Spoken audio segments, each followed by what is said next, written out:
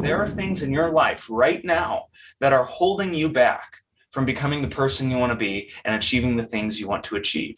So this is a video to begin to help you change your mentality towards Mr. Mediocrity. We often talk about Mr. Mediocrity as this evil entity. Now, granted, he's definitely somebody you don't want to spend too much time with, and you want to eventually kind of drop that relationship with as soon as possible. But we need to look at him not as an enemy, but as a partner. Now, what do I mean by that?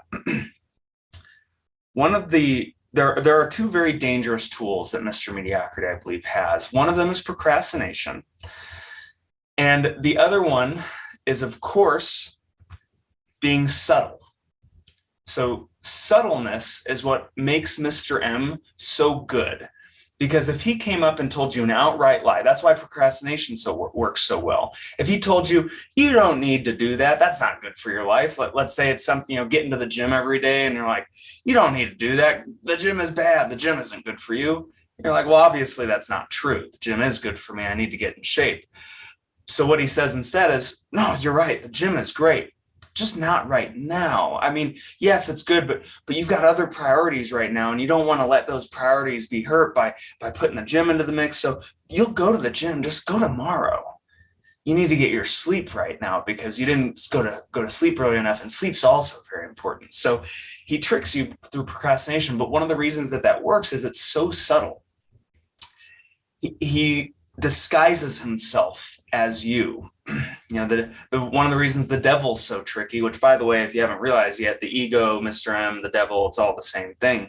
The reason the devil's so tricky is because oftentimes he dresses and sounds like God. Same Mr. M dresses and sounds like you. So we trick ourselves. We let ourselves be tricked into believing these incorrect thoughts. Mr. Mediocrity, while he is kind of nasty and disgusting, he's not an enemy. He's a friend. He's our teacher.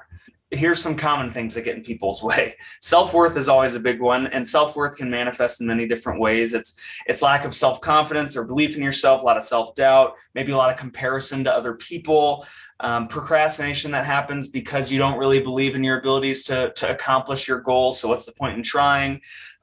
Selfishness is often a barrier.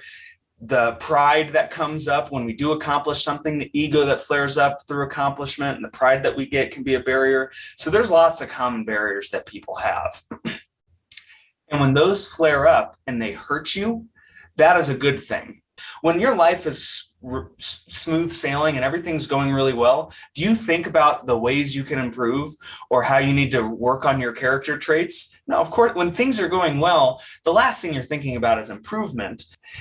Pain is an indicator. Pain is a good thing. Physical pain is a good thing. Physical pain shows us what's wrong. When you're feeling emotional pain, that means that your ego, something is hitting your ego. Something is hitting that thorn, as Michael Singer says. Well, most people, when they feel the pain, that emotional pain, they ignore it. When you've ignored a problem for too long, it festers, it gets worse and worse and worse, and becomes almost impossible to deal with. It becomes much harder to deal with. So if we can get good at listening to the pain and realizing that pain that Mr. M is causing us is not a bad thing, it is a good thing, that shift in our perspective will change the rest of your life.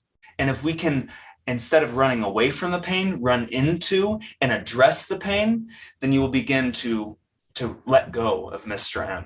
Instead of building, when we have an emotional thorn in our side, as Michael Singer says, instead of building structure around it and ignoring it and trying to hide from it, we pull it out. And in pulling it out, it hurts.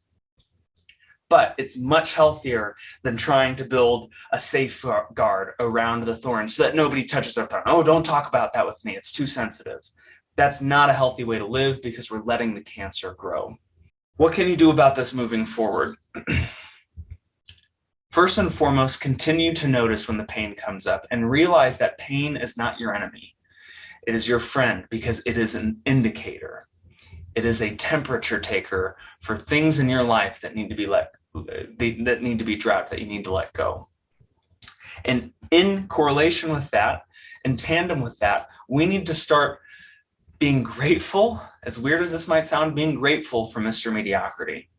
Because Mr. Mediocrity, when he flares up, he becomes obvious. We realize that we need to let him go, just as the pain of touching the stove tells us to take our hand off the stove. So pain is not a bad thing. Pain is a blessing. Pain is brought into your life to show you things that you need to drop. And Mr. M, the bringer of that pain, is not our enemy.